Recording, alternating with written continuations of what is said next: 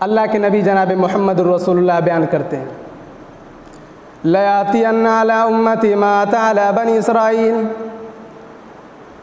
जो ज़माना कौम बनी इसराइल पर गुज़रा वह ज़माना मेरी उम्मत पर भी गुज़रेगा।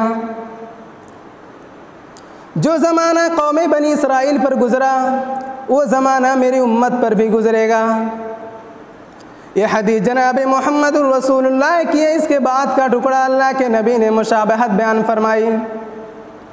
फरमाया हज़वन नाल बिन्नाल, जिस तरीक़े से पैरों में पहने जाने वाले जूते के नाल बराबर होते हैं, जिस तरीक़े से पैरों में पहने जाने वाले जूते के नाल बराबर होते हैं, उसी तरह मेरी उम्मत के अंदर और कौम बनी इसराइल के अंदर ज़र्रा बराबर फ़र्क नहीं बचेगी। इसके बाद का टुकड़ा अल्लाह के नबी ने कहा, हत्ता इन कान मिनहुम मन आता उम्मुहु अलानियतन लकान फ़ी उम्मती मन यसनहु ज़ालिक। यहाँ तक कि कौम बनी इसराइल का किसी फ़र्द ने, कौम बनी इसराइल का किसी नौजवान ने, कौम बनी इसराइल का किसी शख्स ने अगर अपनी माँ के साथ एलानिया ज़िना किया होगा तो ज़माना मेरी उम्मत पर भी आ जाएगा। मेरा उम्मती भी अपनी माँ के साथ एलानिया ज़िना करेगा। ओ मुसलमानों, अल्लाह के नबी ने तुम्हारी और बनी इसराइल की मुशाबहत को बयान कर दी।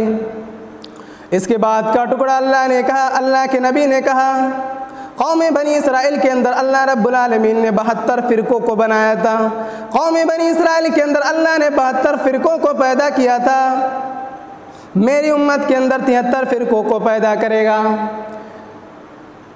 कौम बनी इसराइल के 72 फ़िरके जहन्नम के अंदर जाएंगे। मेरी उम्मत के अंदर 73 फ़िरके होंगे और 73 में से 72 फ़िरके जहन्नम के अंदर जाएंगे। सिर्फ एक फ़िरका जन्नत के अंदर जाएगा। सहाबा ने पूछा, अल्लाह के नबी वो कौन सा फ़िरका होगा? सहाबा ने पूछा, अल्लाह के नबी वो कौन सा फ़िरका होगा? अल्लाह के नबी ने उस वक्त किसी इमाम का नाम नहीं लिया था। मेरे भाई और दोस्तों, इमाम मालिक का नाम नहीं लिया, इमाम शाफी का नाम नहीं लिया, इमाम अहमद बिन हंबल का नाम नहीं लिया। जितने भी इमाम इस दुनिया के अंदर पैदा हुए किसी इमाम का नाम नहीं लिया।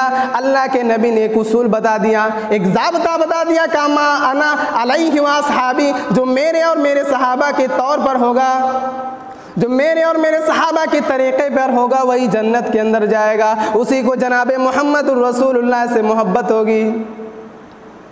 आज तो मुसलमानों